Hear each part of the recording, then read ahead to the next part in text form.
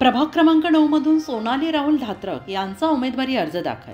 आगामी त्र्यंबकेश्वर नगर परिषद निवडणुकीच्या पार्श्वभूमीवर प्रभाग क्रमांक 9 मधून सोनाली राहुल धात्रक यांनी भारतीय जनता पार्टीच्या इच्छुक उमेदवार म्हणून आज आपला उमेदवारी अर्ज दाखल केला आहे। नगर परिषद कार्यालयात उपस्थित राहून त्यांनी अर्जाची अधिकृत नोंद केली आहे। अर्ज दाखल करताना त्यांच्यासोबत मोठ्या संख्येने पक्षाचे कार्यकर्ते आणि स्थानिक समर्थक उपस्थित होते आणि या प्रसंगी कार्यकर्त्यांमध्ये उत्साहाचे वातावरण पाहायला मिळाले। सोनाली राहुल धात्रक यांनी प्रभागातील मूलभूत सुविधा उभारणी, कचरा व्यवस्थापन, रस्त्यांची दुरुस्ती तसेच सामाजिक आणि शैक्षणिक विकासावर भर देण्याची ग्वाही दिली आहे।